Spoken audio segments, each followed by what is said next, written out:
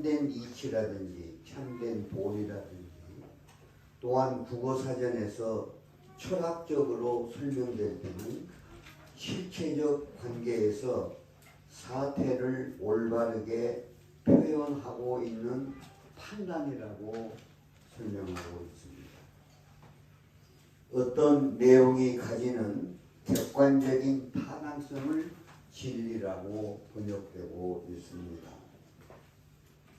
철학대사전에 보면은 이 더 어렵게 설명되어 있기 때문에 저도 그 내용을 이해하기가 어려운 그런 말씀이 있습니다. 그리고 그리스 철학에서 진리에 해당하는 말씀은 알레테이아라고도 하는데 숨길 수 없는 것 혹은 드러나는 뜻이 있다고 합니다. 그리스 철학자 아리스토텔레스는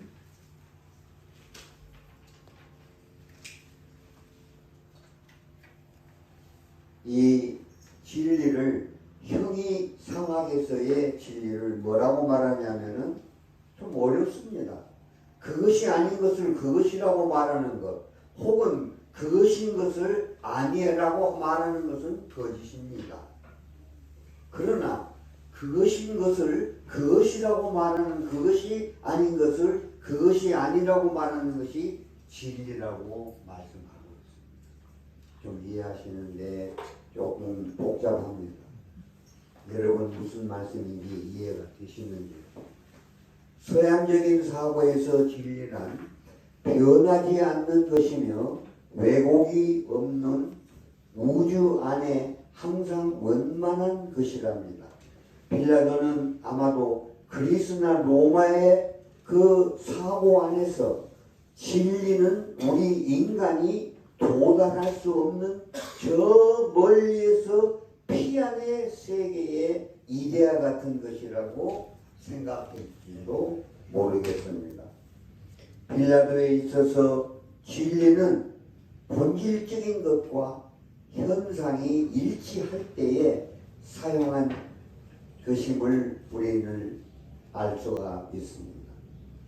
그래서 빌라도는 참된 진리 대신 예수님을 앞에 두고도 그리스도를 앞에 두고도 진리가 무엇인지를 몰랐던 것입니다.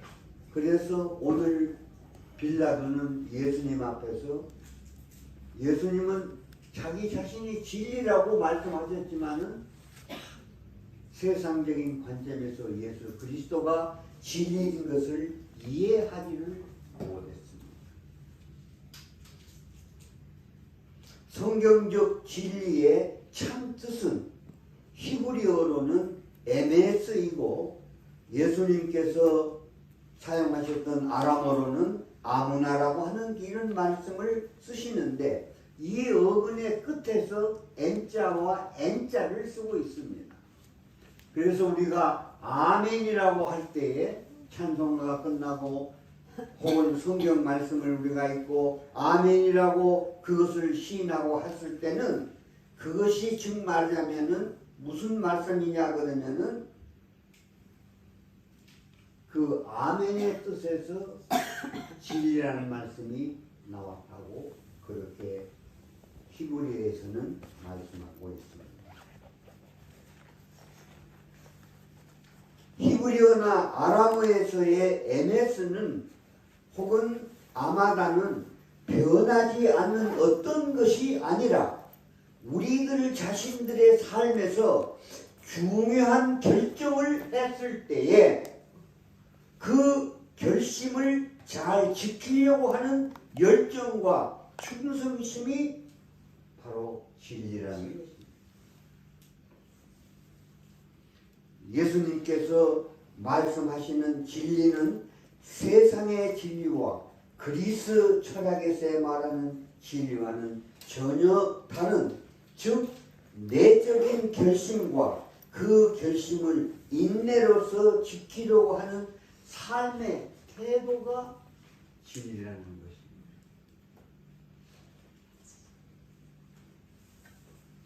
어떤 것이 진리라고 생각될 때 그것을 우리가 잡을 수도 있고 이길 수도 가질 수도 없는 어떤 것이 아니라 내가 취할 수 있는 그것에 대해서 가질 수 있는 우리들의 마음의 태도에서 나오는 마음가짐을 진리라고 말씀하십니다.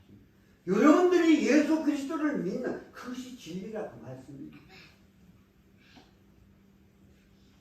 우주가 어떻게 생기고 그런 것을 이야기하는 것이 성경에서는 진리라고 합니다. 예수 그리스도 그 말씀과 예수님 자기가 오늘 본문 말씀에 보면은 자기 자신이 진리라고 말씀하지 않습니다.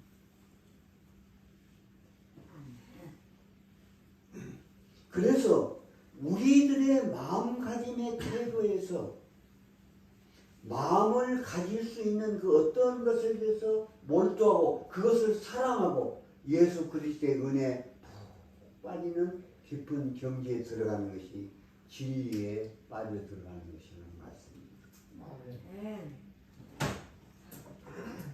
그래서 내 자신이 그 진리의 말씀 안에서 내가 변화되는 그런 과정이 진리의 과정 속에서 우리는 날마다 살아간다는 그것으로 우리가 대신할 수 있다. 그 말씀입니다.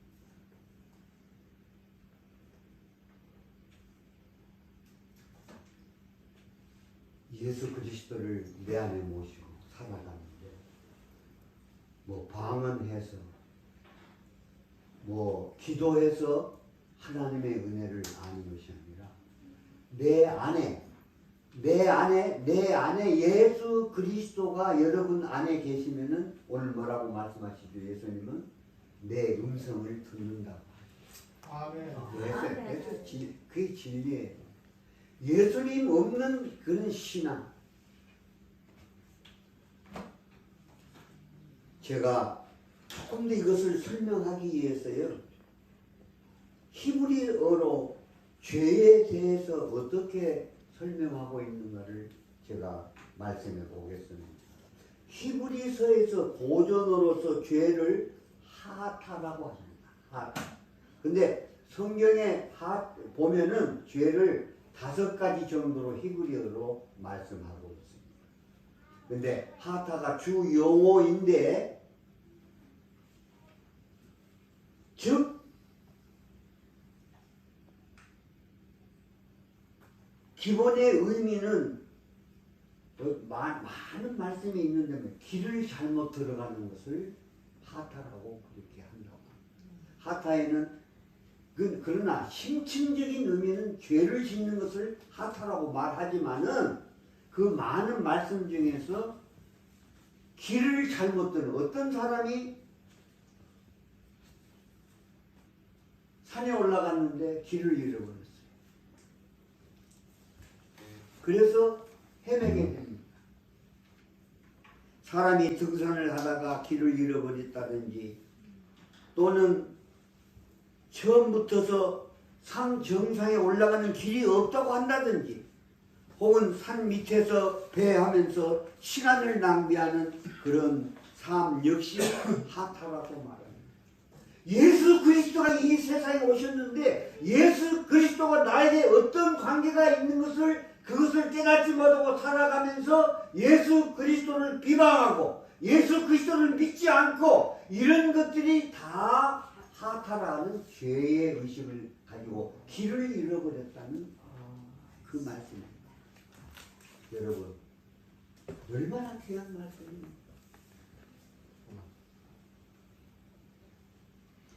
하타는 흔히 생각하는 것처럼 십계명을 어기거나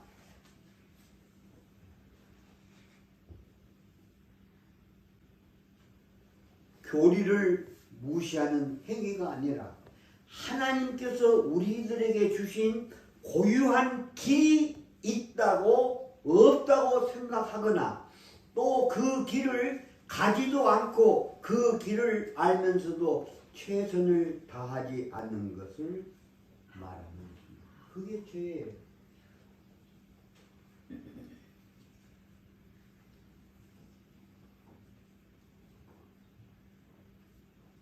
중국어로 번역된 성경에 의할 것 같으면은 요한복음 1장 1절에 태초에 말씀이 계십니다.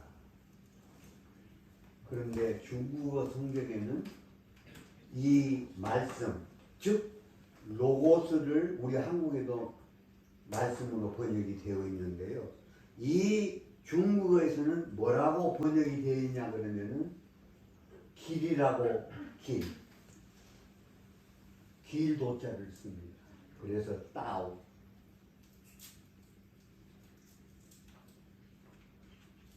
옛날에 붙어서 하나님이 정해 주신 길이 있다 이거예요. 그것이 말씀이라는 거예요. 그래서 중국 사람들은 저 아내에게 그 이야기를 하면서 중국 성경에는 말씀을 길이라고 그렇게 하는데 어떠냐고 그게 또 말씀보다 더 좋네요. 그런 이야기를 서로 대화를 나누었습니다. 그래서 어떤 신학자들은 이 따오를 진리라고도 번역하기도 합니다. 제가 함을 잘 하시는 어떤 분을 만났는데 이 따오는 진리에 속하는 말씀입니다. 여러분들이나 나의 인생의 삶에 길이 없으면 그 길을 어떻게 가실 수가 있겠어요? 길을 찾아야 돼요.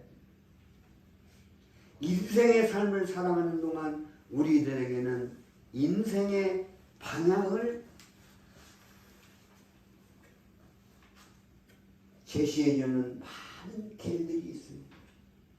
예수님은 요한복음 14장 6절에서 나는 길이요 진리요 생명이라고 말씀하셨습니다. 예수 그리스도 안에서 말씀으로 살아가는 우리들은 예수님께서 말씀하시는 참된 생명의 진리의 길을 안내하는 그 길을 감사함으로 찾고 가셔야 될 것입니다. 시편 25편 10절 말씀에 보면은 여호와께서 모든 길은 그 언약과 증거를 지키는 자에게 인자와 진리가 된다고 했습니다. 정말로 우리들의 마음에 와서 닿는 말씀입니다. 여호와의 모든 길은 그 언약과 증거를 지키는 자에게 인자와 진리가 된다고 말씀하셨습니다. 본문 37절 말씀에서 예수님께서 자신이 이 세상에 오신 것은 진리에 대하여 증거하시기 위해서 오셨다고 했습니다.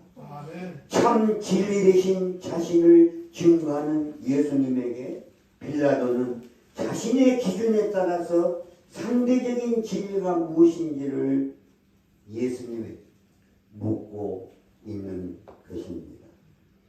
우리가 예수님을 믿고 그가 주신 말씀에서와 진리의 길을 가고 있으면서도 참 진리를 깨닫지 못하고 빌라도처럼 우리도 진리가 무엇인가 어디에 있느냐고 지금도 방황하고 찾고 계시지는 않으십니까?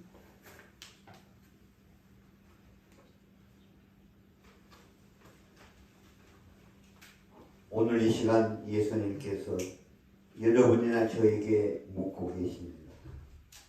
너희는 진리가 무엇인지 알고 있느냐? 그리고 그 진리에 속한 자는 내가 하는 소리를 들을 수 있는데 너희는 내 진리의 음성을 듣고 그대로 살고 있느냐? 라고 묻고 계십니다. 진리신 예수님과 대화를 하며 있는 빌라도는 아직도 참 진리가 무엇인지를 몰라 진리신 예수님의 진리가 무엇인지도 묻고 있는 그런 상황이 되어버리고 말았습니다. 진리 안에 있다고 하고 내가 참 진리를 알고 그를 믿는 우리들에게 참 진리의 음성을 들을 수 있는 우리들이 될 수 있으시기를 바랍니다. 내 안에 예수님이 계신데 왜 내가 다른 방향으로 갈 수 있습니까? 그래서 예수님을 내가 내 안에 모셨을 때 예수님이 우리의 갈 길과 삶의 방향을 제시해 줍니다. 네.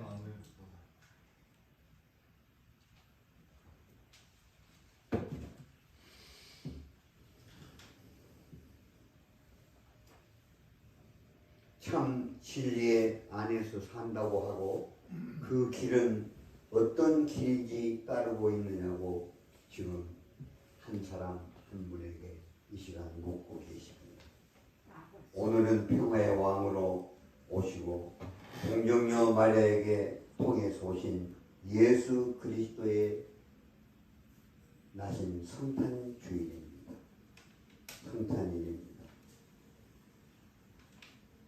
그가 오셔서 우리를 구속해 주시고 그가 귀한 십자가의 보혈에 의해서 우리를 받은 우리가 구원의 진리에 속한 자인가를 다시 확인해 보는 귀한 시간이 될 수 있기를 바랍니다. 본문 37절 말씀에 예수님께서는 진리에 대하여 증거하러 오셨으며 무릇 진리에 속한 자들은 예수님의 진리에 대한 소리를 들을 수 있다고 말씀하십니다. 여러분들께서는 이 진리의 음성을 오늘 듣고 계시는지요? 예수님께서 오늘 이 예배에 참석하신 모든 분들께 진리 안에서 살아갈 수 있도록 Seeds of Truth 오늘 하나님께서 여러분들에게 무슨 선물을 주신다고요? 오늘 성탄절을 맞이해서 예수님께서 우리에게 주시는 내가 너희들에게 세 가지의 씨드를 주겠다고 하죠.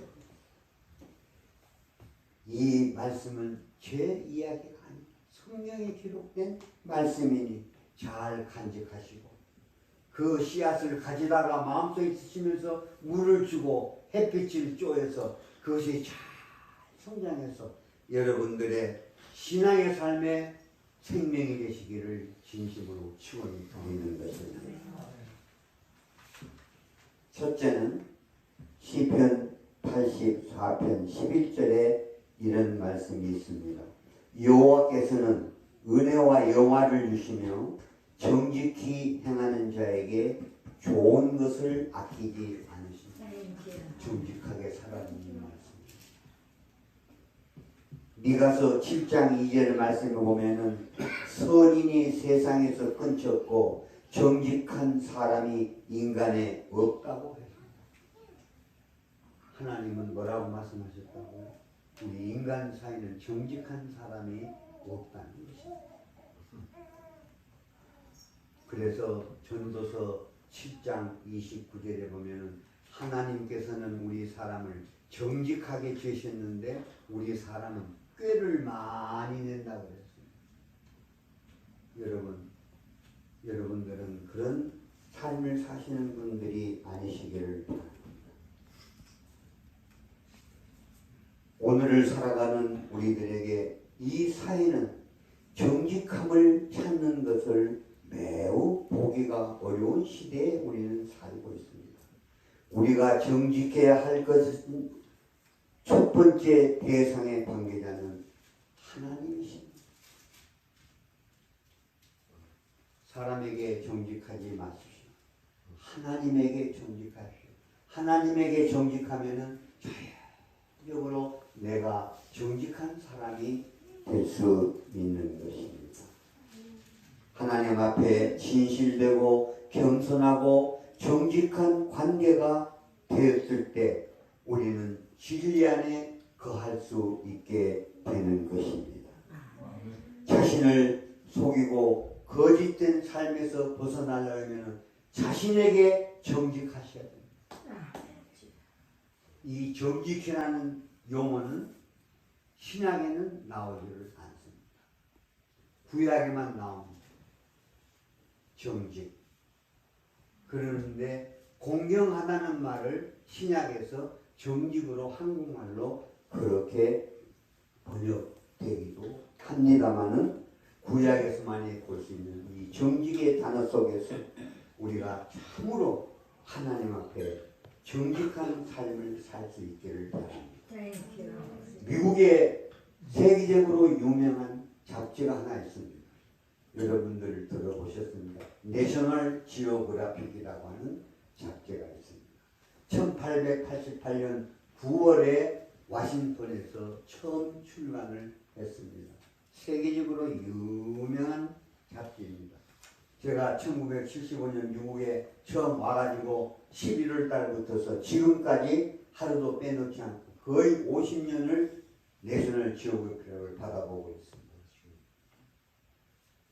그런데 2007년도 특별집에 인간이 왜 거짓말을 하게 되는가 하는 데 대해서 상당한 분량의 것을 제가 깊이 읽어봤습니다. 여러분 놀라지 마십시오. 여기에 계시는 분들이 아니라고 해도 그것도 좋습니다. 근데 사람이요 하루에 연령별 전부 다 한 살부터 시작해가지고 내일 모레 죽으실 어르신까지 나이 분류를 해놨는데요. 하루에 3번 내지 5번을 거짓말합니다. 제가 그걸 보고 놀랐어요. 그래서 거짓말을 하는 이유는 뭐냐면 자기를 프로텍션하기 위해서 거짓말을 한다는 거예요.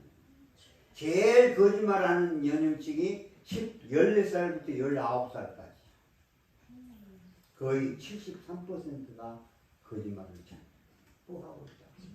이게 한 살 난 아이도 거짓말한다.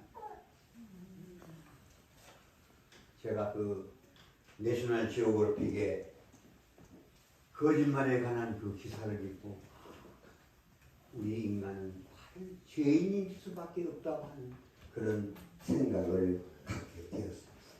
정직하십시오. 네 하나님과 자신에게 정직하시기를 바랍니다. 잠언 19장 11절에 보면 노하기를 더디하는 것이 사람의 슬기요 허물을 용서하는 것이 자신의 영광이다. 남을 용서한다고 하는 것은 쉬운 일이 아닙니다. 용서한다는 것이 그렇게 쉬운 일이 아닙니다. 용서를요 중국말로는 라오슈라고 하고 한국말로는 어떤 단어를 쓰냐면 얼굴 용자를 씁니다.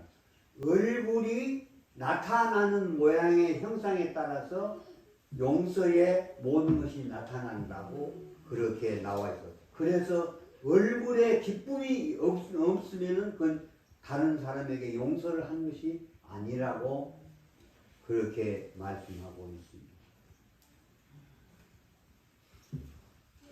용서는 우리들의 삶에서 참으로 중요한 위치에 서 있습니다. 상대방이 용서를 받을 만하기 때문에 하는 것이 아니라는 것입니다.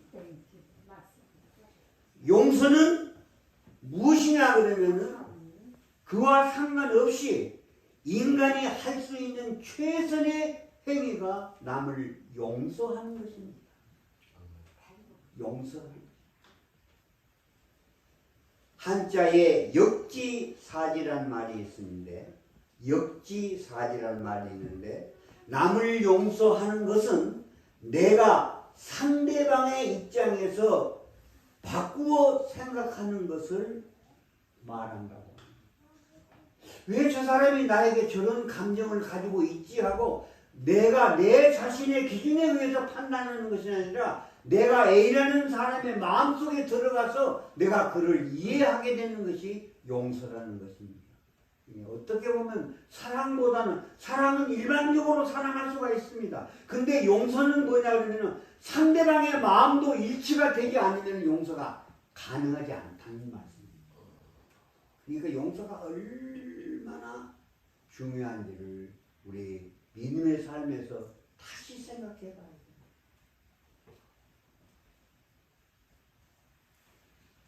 그래서 많은 신학자들은 용서를 제2의 사랑이라고도 하기도 합니다. 누가복음에 기록된 돌아온 탕자의 이야기에서 형은 자기 아버지 재산 밑에서 잘 살고 있어요. 근데 동생을 미워하는 거예요.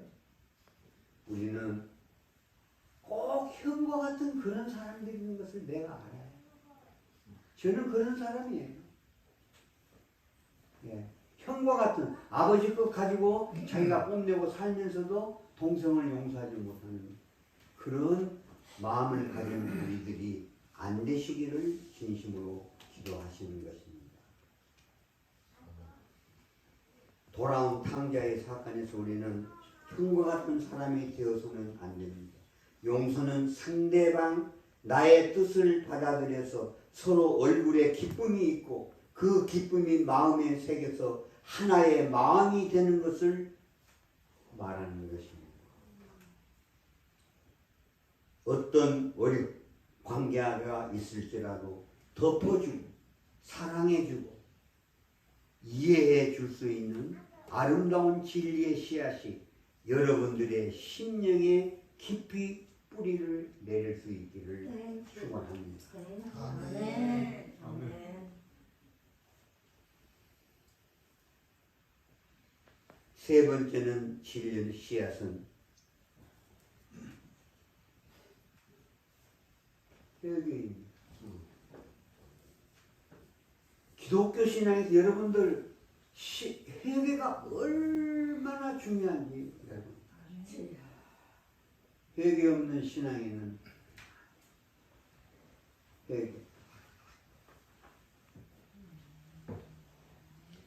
회개라는 말은 우리는 보통 내가 잘못했으니까 회개한다.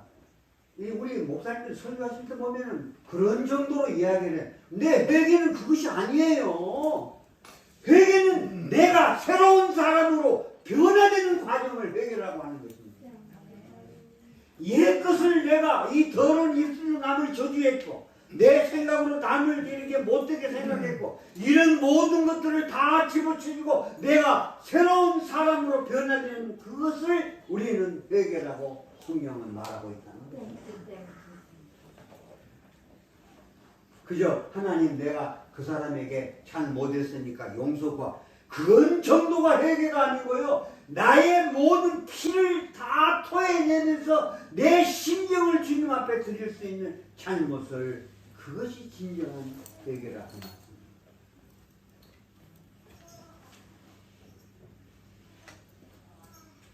회개라는 말의 뜻은 자기 자신을 다시 발견하고 자신을 완전히 변화시키려는 의지를 회개라고 한다는 것입니다. 그저 여러분들이 내가 잘못했으면 하나님 용서해 주십시오. 그런 정도의 회개는 회개가 아니에요.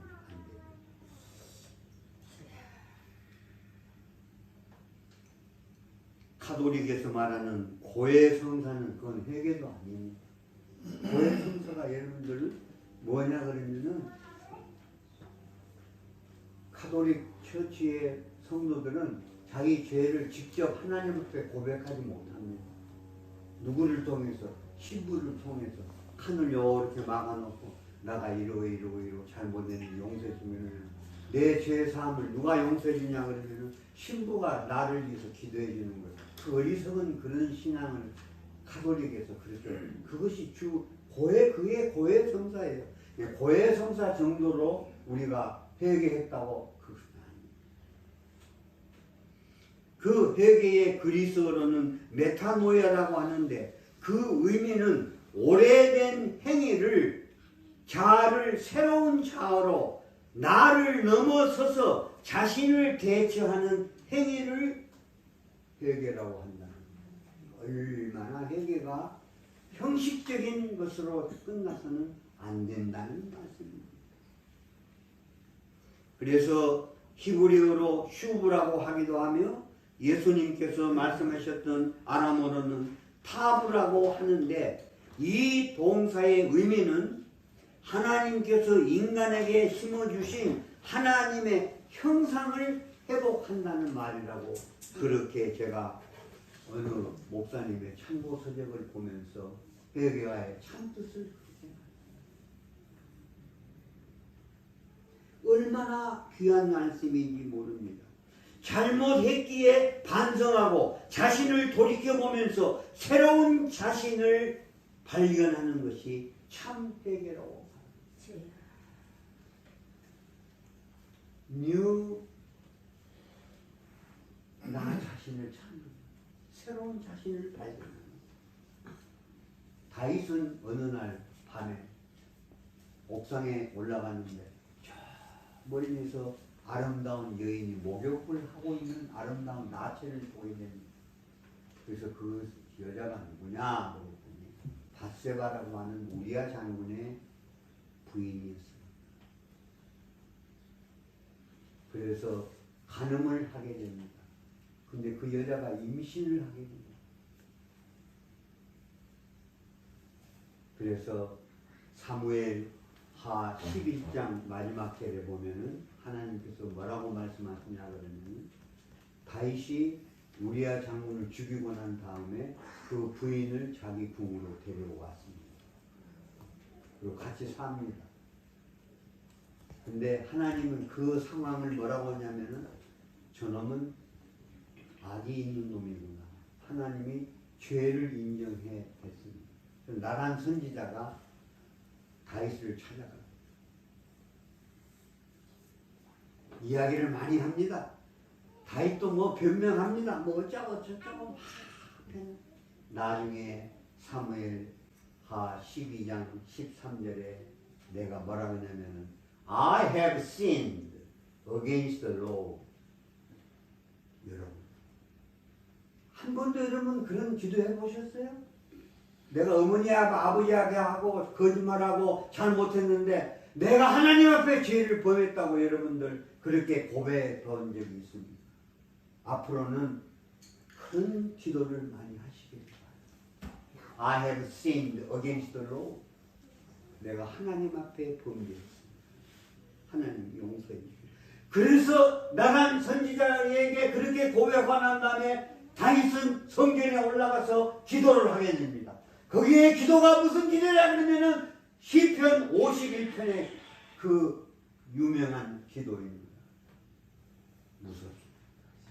자기의 죄과를 다 고백하면서 용서해달라. 그래서 다윗이라는 이름이 무엇입니까? Beloved. 하나님의 이 세상에서 제일 사랑은 죄를 범하고 우리아 장군을 적군에 의해서 죽도록 전선에서 그렇게 하고 남의 부인을 갖다가 간음하고 임신까지 시키고 그렇게 했는데도 불구하고 하나님은 그를 제일 사랑해요. 왜냐하면 고백을 하니까. 그래서 여러분 이에 성경을 읽으실 때마다 시편 6편, 시편 25편, 시편 32편, 시편 39편, 38편, 130편, 148편 6편을 읽어보면 거기에서 51편까지 다 포함해서 6편을 읽고 나면 다윗이 얼마나 하나님 앞에 회개하고 그 기쁨의 찬송의 시가 시편 28편에 있습니다. 기쁨이 넘치는 거야. 하나님이 나를 용서해 주시고 우리 좀 멋있게 좀 신앙생활 합시다. 그냥 교회 왔다 갔다 하고 그저 권사, 뭐 집사, 목사 하나님과 관계 똑바로 서야 돼요.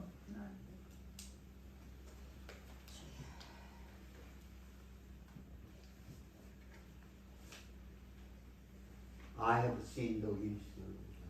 하나님 앞에